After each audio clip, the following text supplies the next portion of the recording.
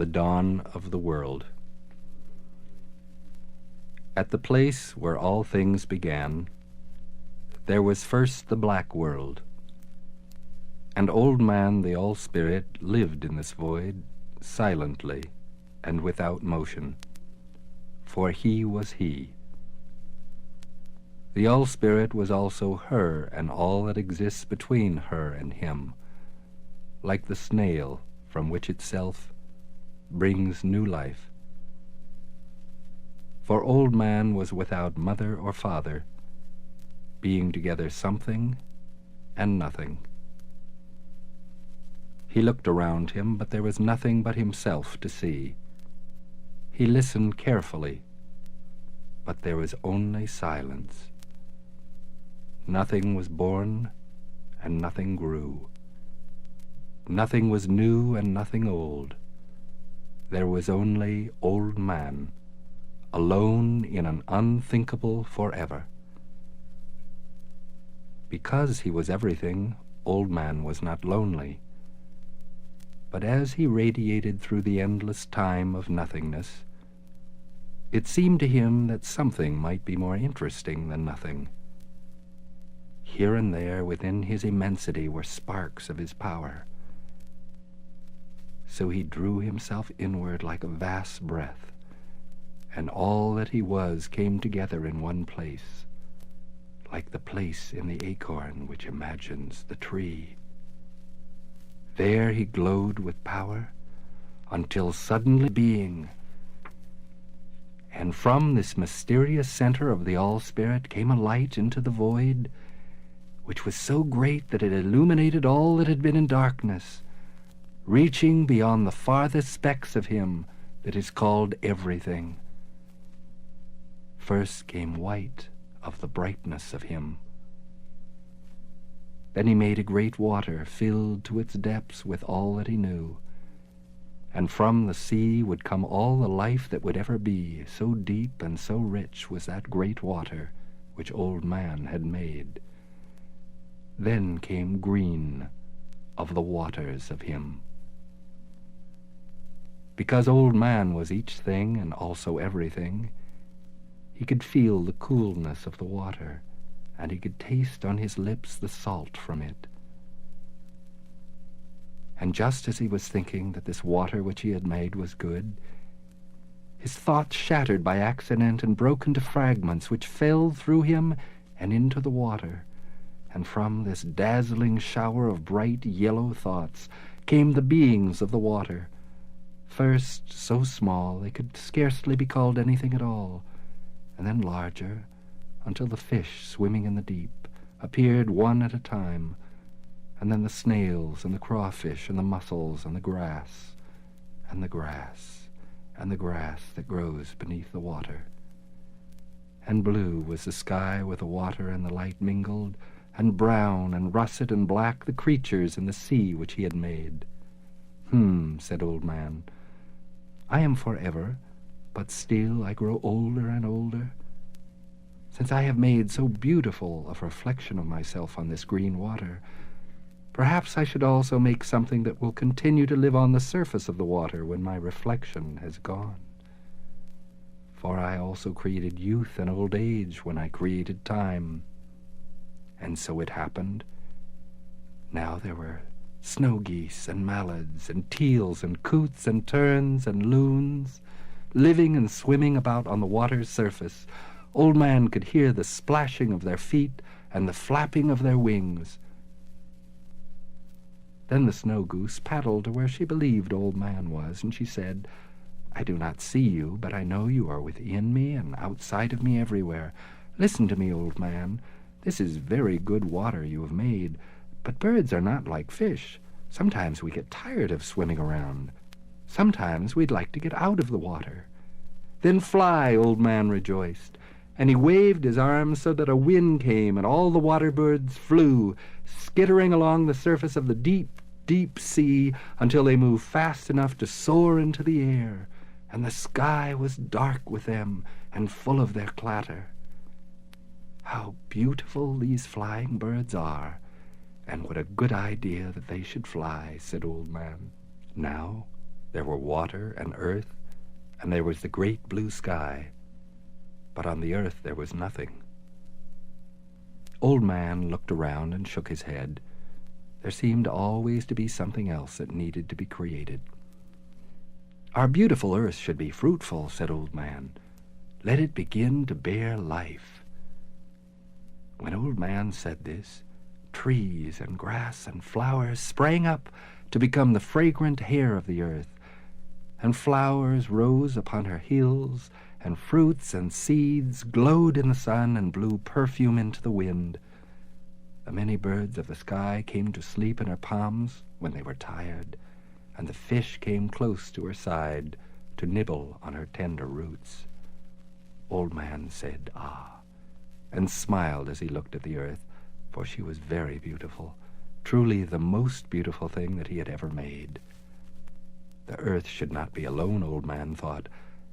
I will give her something of myself, so that she will know that I love her dearly. And Old Man reached into himself, and from his body he pulled out a rib, and he breathed upon it. Then he laid it softly on the earth. The bone moved slightly, and then gradually it came to life. It stood up and walked upon the earth, and so it was that people were made. As the days passed, and the moon rose and circled the earth, and the sun glowed and set, the children of these first people were born. And they wandered over the earth and ate of her fruitfulness, and were born into many, many generations, until at last all of the animals had come from them, as well as all the men and women of the earth. The animals heard and knew Old Man, and all the birds of the air heard and knew him also. All things that he had made loved him and understood him when he spoke to them, the birds, the animals, and also the animals called people. And the years passed, and Old Man became older and older. As he traveled around the sweet earth, the animals would help him climb the mountains. The birds would flutter around his head to cool his brow. Snakes led him safely through the jungle, where the spiders wove a glistening hammock for him to sleep in. The moons came, one after another, and Old Man grew still older. One day, when he was traveling about, making people as he went, making stones and turquoise and silver as he stumbled along, he busied himself making the mountains, the prairies, the forests, the deserts, the redwoods, which he blessed with very long life, and with branches which reached into the bluest of the blue sky. So he went along, humming merrily and making things as he went, putting rivers here and waterfalls there, putting red paint and brown paint here and there into the hills, and tossing arms full of snow upon the tips of the great mountains. And he smiled and he said, "Ah, it is better to make something than to do nothing at all. It is better to be something than to be nothing at all." Then he continued on his way, covering the plains with tall grass for the animal people to eat, putting roses on the rose bushes, and ferny tops on the orange spikes he pressed into the earth to make carrots. While he was in the prairie, he made the bighorn, and he let it go free. But it tripped and fell down and didn't seem to be able to manage in the tall grass. So Old Man very impatiently took it by one of its horns and led it up into the mountains, and there he turned it loose again. Immediately it skipped away, stepping easily from rock to rock, and going up terrifying slopes where none of the other animals would venture. Then he said, "I see, Bighorn, that this place suits you well." While Old Man was in the mountains, he made the antelope, and he turned it loose. It ran so fast that it constantly fell over rocks. Old Man knew that this just wouldn't do, so he took the antelope down into the prairie, and there he set it free. It ran off as gracefully and as fast as a bird in the sky, and Old Man smiled and said, "Ah, no matter how great you are, you must be willing to make a few mistakes if you're going to be the kind of person who creates new things." One day Old Man came upon a river, and he found a woman and a man standing there, watching the dead leaves floating past in a swift current. "How is it, old man?" the woman asked. "Will we always live? Will there be no end to it?" Old man said, I've never thought of that. We'll have to try to decide that right now. I tell you what, I will throw this chip of wood into the water. If it floats, people will die, but they will die only for 4 days, after which they will come back to life.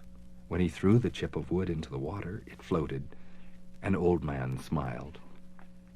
But the woman seemed displeased. "No," she said, "I will throw this stone into the water. If it floats, we will always live. But if it sinks, then we must die forever." Before Old Man could stop her, the woman had thrown the stone into the river, where it immediately sank to the bottom. "Ah," Old Man said, "my daughter, you have chosen death.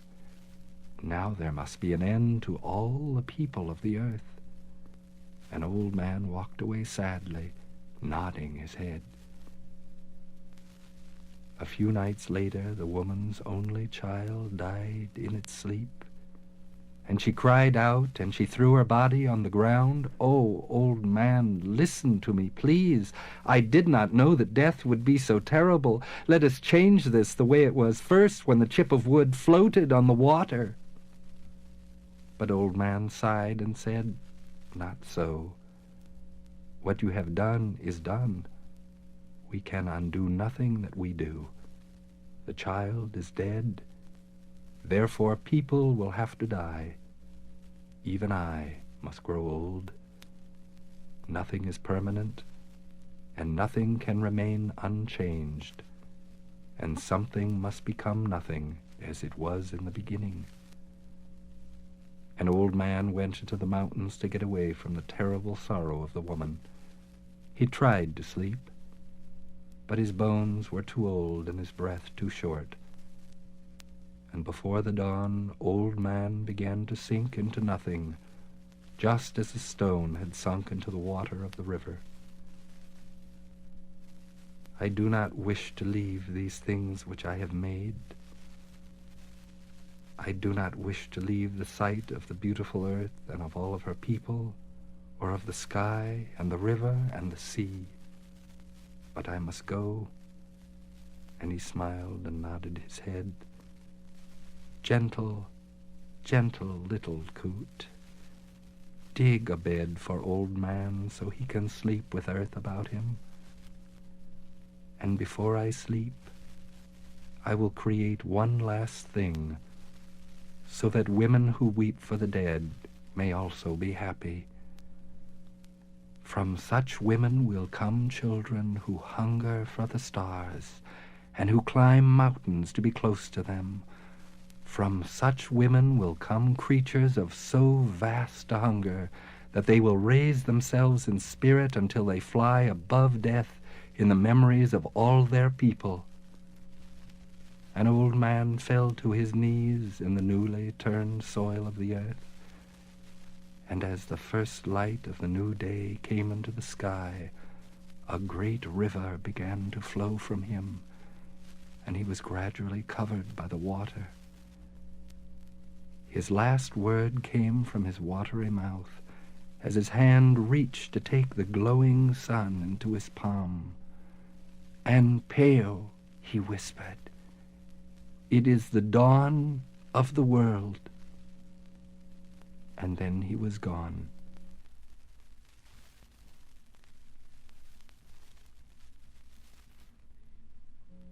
In the days of the Plentiful. Anpao awoke with a start and looked around, but he saw no one. Then he rolled over and pretended to go back to sleep. He waited for a long time, and then through the corner of his eye he saw something approaching. It was a very small person, wearing the bright white skin of a swan. And Pael could not decide whether this creature was a girl person or a swan person, but he remained very still until it reached out to touch him. "Ha!"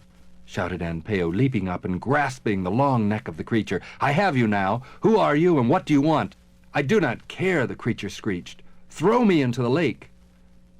Anpao was so angry that he threw the creature into the water with all of his strength. There was a great splash, and then when the water settled, Anpao saw that the bright white person was laughing at him as she gracefully glided back and forth in the water.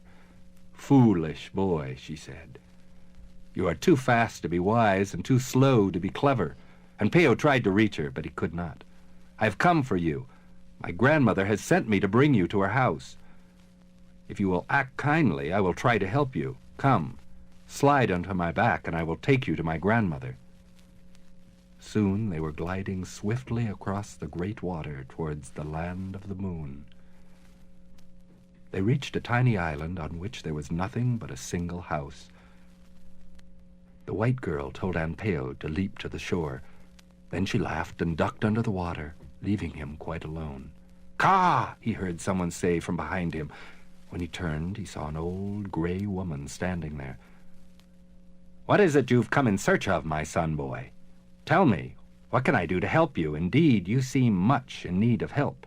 You cannot swim across the lake by yourself, and you cannot fly through the sky. Your poor little legs are much too small to carry you swiftly, and your little arms are too short to help your legs run faster. My, she clucked with deep concern. You are not made very well, my poor featherless friend. But tell me, what kind of person are you, and what can I do to help you?" "It is my brother, Oapna. He was stolen by the moon when she was in a rage." My. The moon is always in a rage. Ever since the day her husband, the sun, took a human wife, the moon is always in a rage. But my brother and I did not intend to offend the moon. You see, my brother is contrary. When he says one thing, he means the opposite. He was only praising the moon in his own way. I do not care about the problems of the moon. I only care about my brother, and I want to get him back. That will not be easy. The moon is feared by everyone. I have seen the moon, and I do not fear her. You have seen her from afar, my son, but you have not seen her true face. So do not be foolish. The ordeal that awaits you is truly terrible. The lodge of the moon is made of white stone. It is a fierce and terrible place. Hanging everywhere are countless eyes, yes, the eyes of those she has stolen. She has taken out their shining eyes and hung them in her lodge. Now then, do you dare go to such a place? I will tell you honestly, old woman, I am afraid." And Anpao covered his face as he realized that he might have to abandon his brother. "Yes, it is true. I am afraid. I cannot roar or leap high into the air. I do not have great teeth or powerful talons. I have no wings or quills. I am just a naked fellow with a thin brown skin that is easily broken.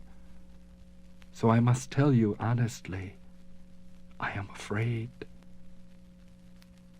But I cannot just go away. I cannot run away and hide. There is something else that I do possess. My talons are here, old woman. They are in my head. And my wings, do you see, they are also inside of me, here in my breast. Yes, I am afraid. But still I will go where everyone else is afraid to go. Because these wings upon which we poor naked brown people fly will not let us rest. They beat frantically within us, and my talons reach out towards whatever remains unseen, towards whatever remains unknown. I will tell you honestly, old woman, I am much afraid. But fear is not enough to stop me.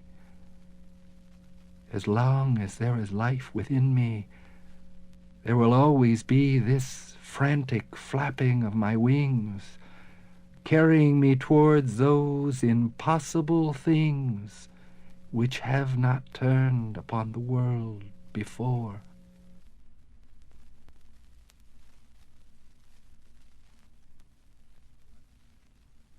The lessons of the heaven and earth.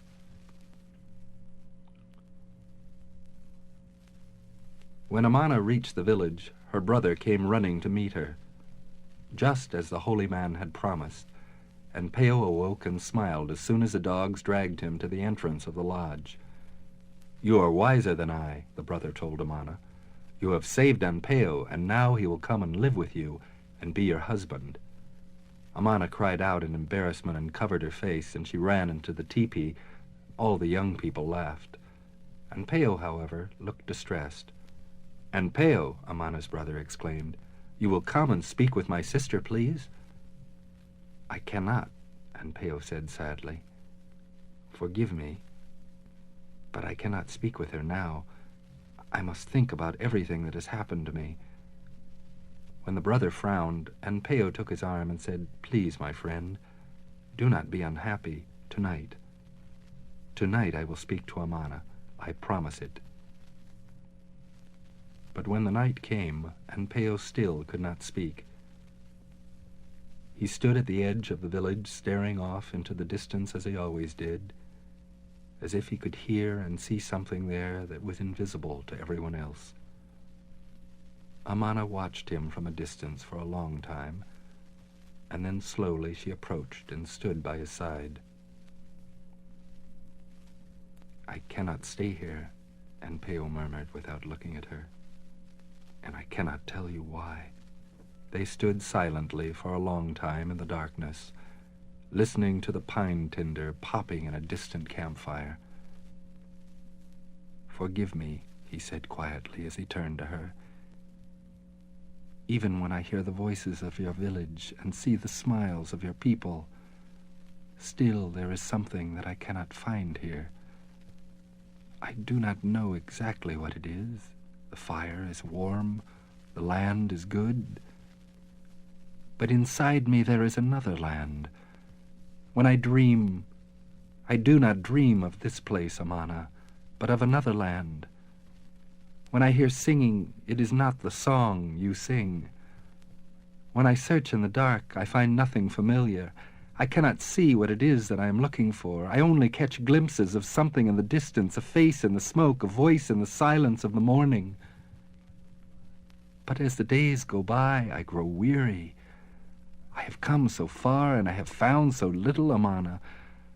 I have searched so long that it is no longer clear to me where I am going or why. I have come so far that I have become my journey, and my journey has become me. Without it, I am nothing. When I pause, I forget who I am or why I exist. I cannot find myself among your lodges and among your people, Amana. I cannot stay here, and I cannot tell you exactly why. But if I stop now, I will become a tree among all these trees. Forgive me. I cannot be a tree, Amana. Do you see how they pull at their roots and shake their branches at the sky? I cannot be a tree, Amana.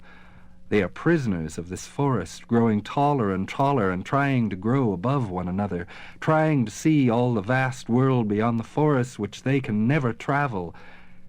And so, do you understand, Amana, why I cannot stay here with you?" She gazed at him for a moment and then smiled rather weakly and touched his shoulder. "Yes, Anpao, I understand. Like me, you have a road in your heart. For you, Anpao, the road leads away." She covered her face with her hand and stepped back slowly, gazing for a moment into Anpao's face. Then she turned and ran away. The moon came out from behind a cloud and smiled a dreadful, pallid smile. Silently she combed her long black hair and sang a little song to please herself.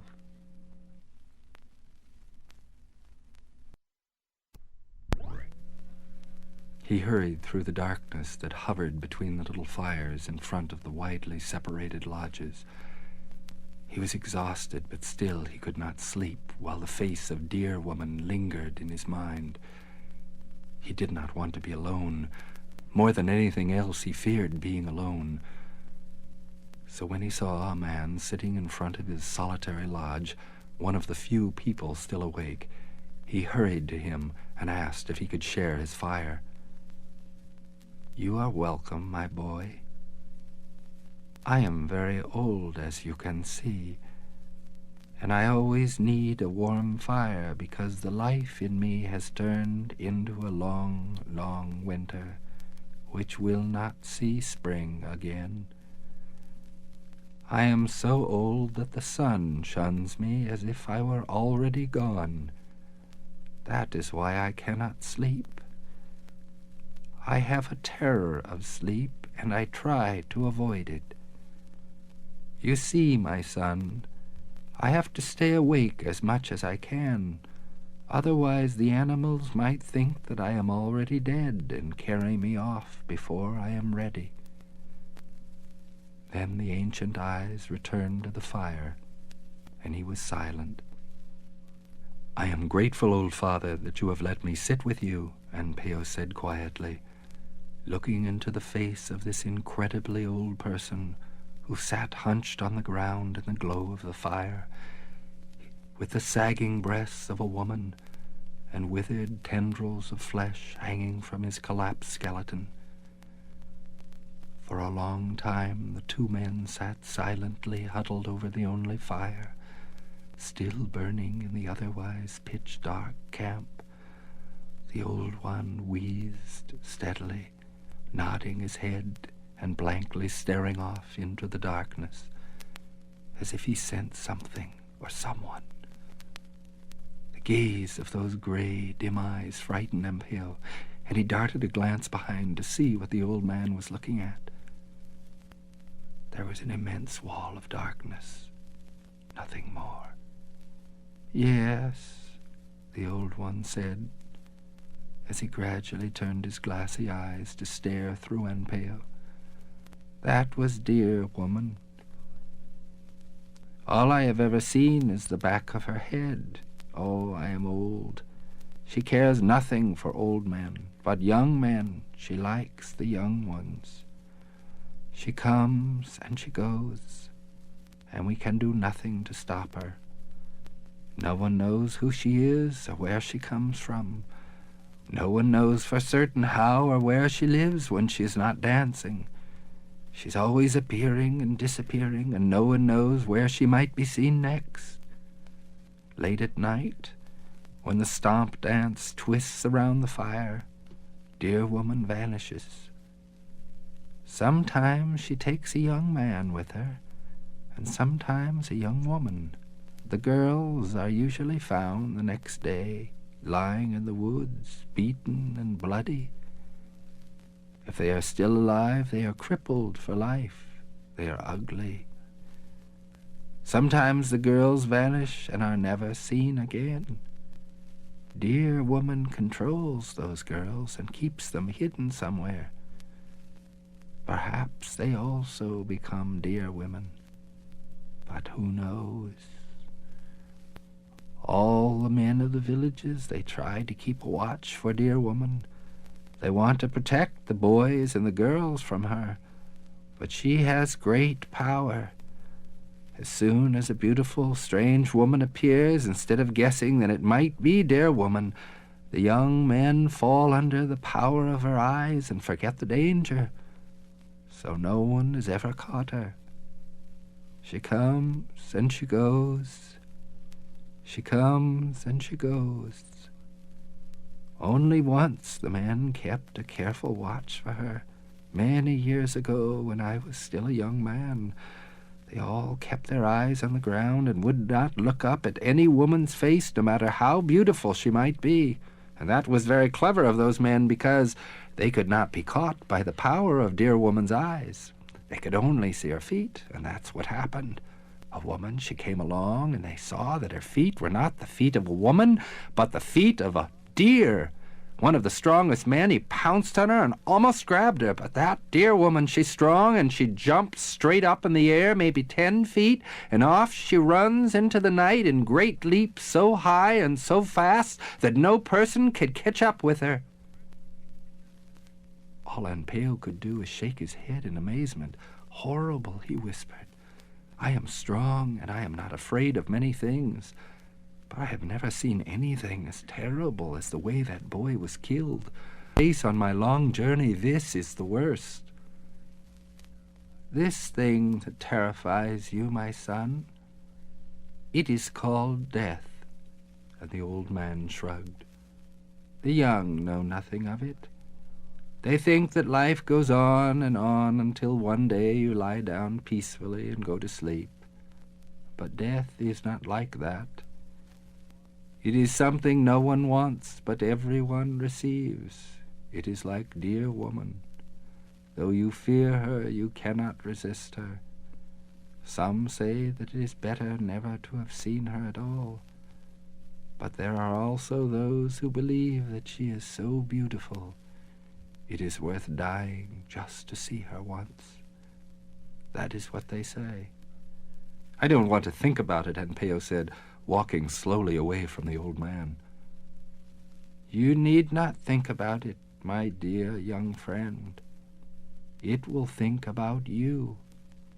It will happen whether you think about it or not.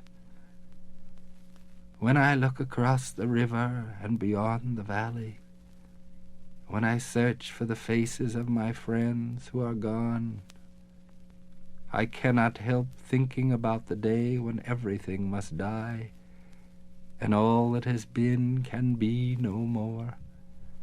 I sometimes sit here under a storm of stars, watching them burn their desperate separate fires in the enormous sky. But always as I watch, something happens. Look, you will see it too. There! A star dies. It makes a great flash of fire as it falls, and then it dies. There is not a night when some great star does not fall. One day even our Father the Sun will fall, for all the stars are fathers, and all must die.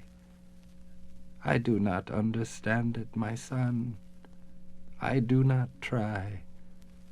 I know only that there is a thing called death, and we cannot understand how good it is to be alive until we have seen the stars, the birds, our fathers fall." Anpao hurried away. He didn't want to hear any more. Then, for just a moment, he paused and looked back at the ancient man who sat in the glow of the small fire and the cavernous darkness of the world. "It is a wonder," he called out to the man, "that you want to stay alive at all if that's how you feel about everything. Why, nothing makes any sense if everything has to die." For a long moment the old man smiled rather sadly, and then he nodded slowly and he said, "No, my son, the wonder is that we have existed at all." Anpao finally reaches the Lodge of the Sun, where the scar on his face is removed, and he is permitted to marry Kokomekes. He is given a new friend by the name of Horse, and together they quickly return to the village of Kokomekes. The invasion from the sea. Horse was very tired now and walked painfully and slowly over the dusty flatland. There was no water anywhere, and still the lifeless land stretched ceaselessly before them. Though Anpao had come this way when he had left the home of Kokomekes to seek the sun, he recognized nothing of those days of his youth. The world had changed.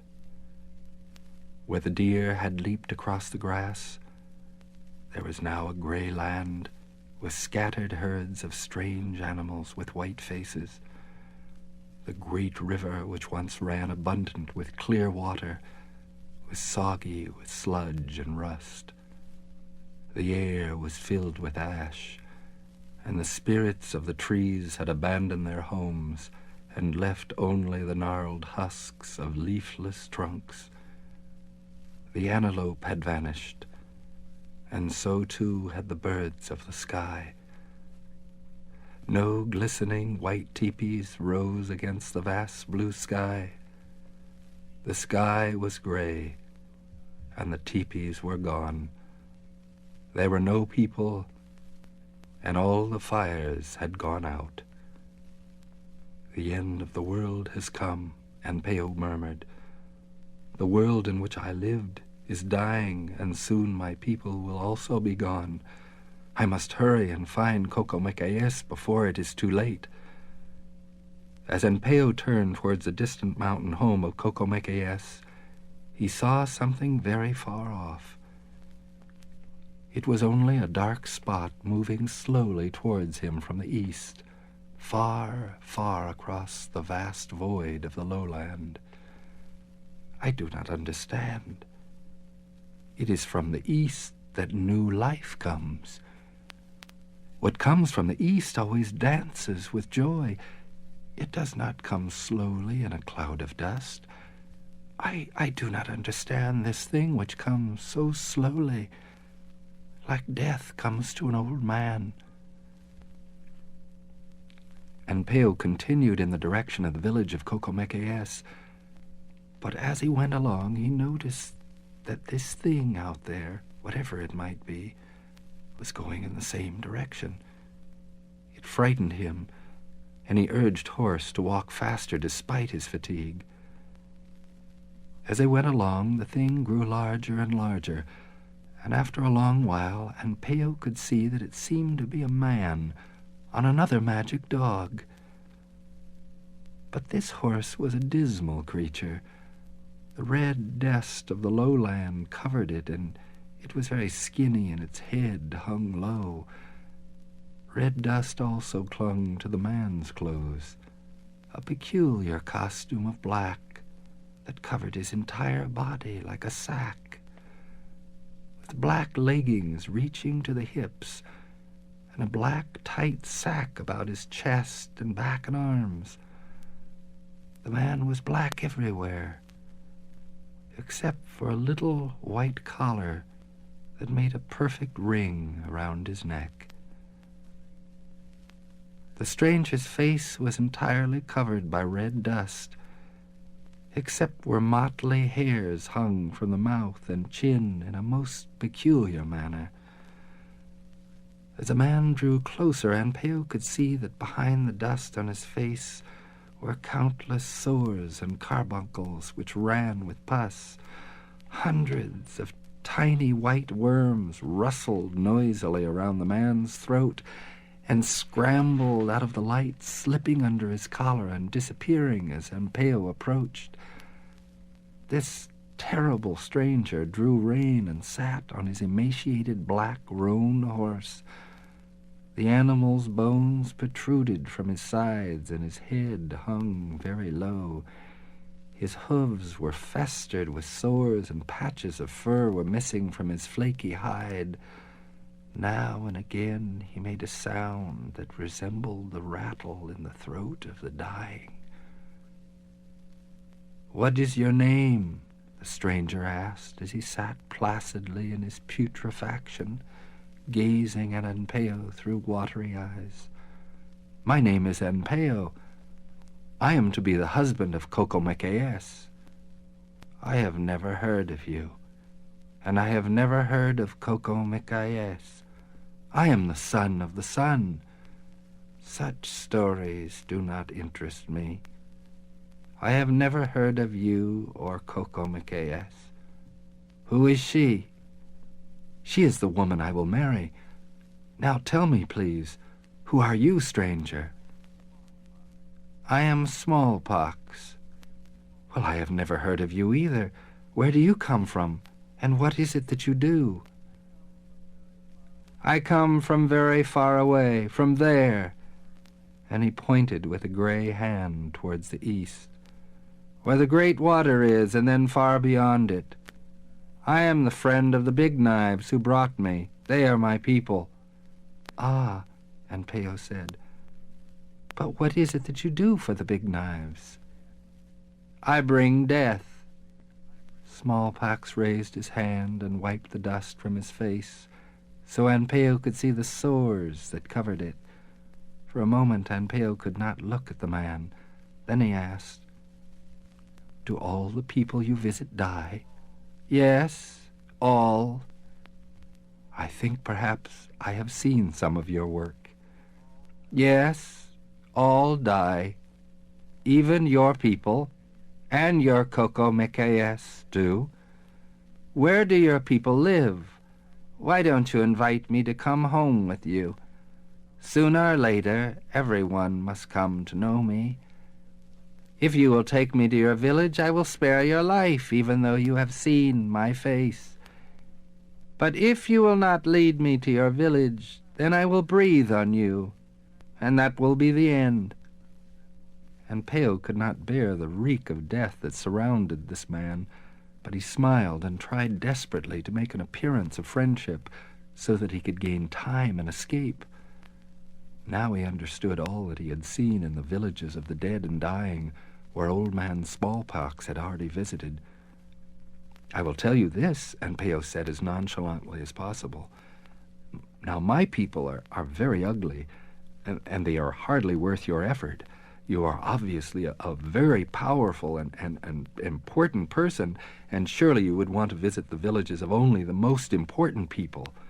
You don't have time to bother with people like my poor people." "I always have time. No village is too much trouble for me. I will go with you, and I will visit your village. But I am not going to my village. You see, I am on my way to hunt." Smallpox gazed at Anpao dubiously, and then he nodded his dreadful head. "If that is the case, then tell me, what is the way to your village? Tell me that, and I will let you go." "Oh, I will gladly tell you that. It is there, just where you see the trail that I have left across the flatland. Just follow my trail, and at the edge of this vast plain you will find my village." Smallpox smiled as he picked up his reins.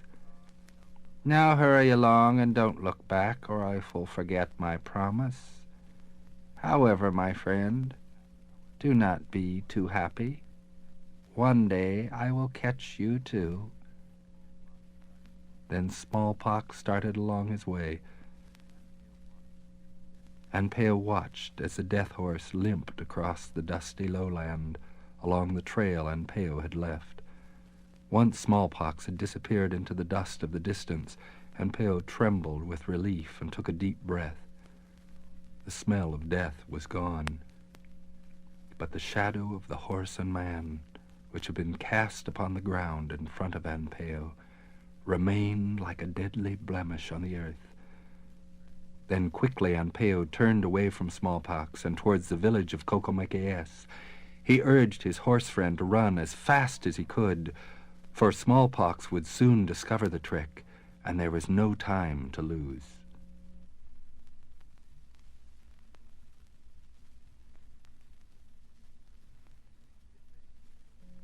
The invasion from the sea. The old chief embraced Coco-Mac-Ayes. Then he pressed her away from him sadly and gazed into the eyes of her new husband. "This is my only born child. I entrust her to you, and I know that it is with a man of power and vision that she walks now." Then he turned away so that he would not see his daughter leave him. Coco-Mac-Ayes sobbed and ran with Anpao from the lodge. It was a dark and windy night as they traveled westward across the short grass of the little valley. On and on they journeyed until finally they came to a great water, larger, deeper, and clearer than any they had seen. The spirits of the raven and of the sun took Anpao's hand. The spirits of the moon and those of Morning Star and the kit fox took the hand of Coco-Mac-Ayes. Together they chanted by the water, and together they sang, "Come with us to the safety of the village below." "Ah," sighed Cocomacaes, "but if we follow you, we will surely die. Will this be the end of us and all of our people in this glorious world?" "There is no end of us," Anpao said. "Do not be afraid. Our lives are like the rings of an ancient tree. We are the rivers, and we are this land. We are the ancient ways of our fathers and of our fathers' fathers, from the days when the rivers were clear and the prairie was covered with buffaloes, and when the giant redwoods were saplings in the first frail dawns of this vast and glorious land. Do not be afraid. We cannot die while these great things live within us. Under every rock of this land there is some small trace of us. Do not be afraid. The buffaloes and all the dead will return.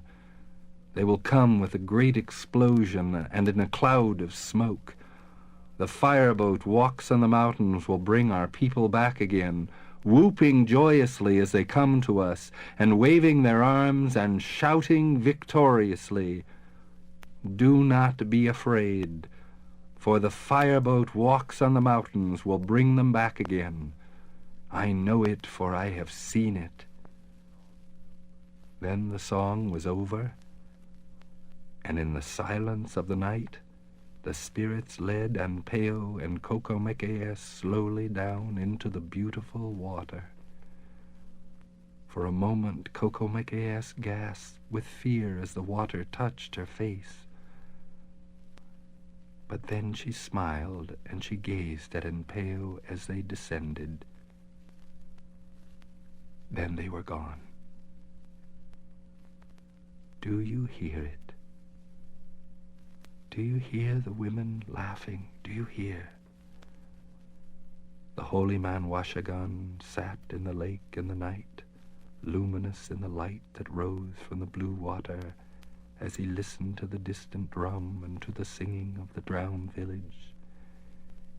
It is Cocomacaes and Anpao and all their children. Then he pointed down into the moon-filled water, where shimmering images of liquid people danced and leaped and danced and tossed and rose like smoke on a clear night. They possess great power to go under the water. Without such power we cannot join them. Without such power all of us must drown. And then old Washagan looked up into the perfect moon, and he smiled slowly as he rustled his cloak of raven's feathers. "Ah," he said, "this is the story of how the world began, and how the boy Anpao was born, and of his adventures among the people and among the spirits." And he winked his large yellow eyes and nodded. "Ah," Washagan whispered, as he leaped into the air effortlessly and flew to the top of a pine tree that overlooked the water, where the drowned village shimmered in the blue depths. Do you hear their singing? The sun's rays are running out. The sun's rays are running out. The sun's golden rays are running out. But we shall live again.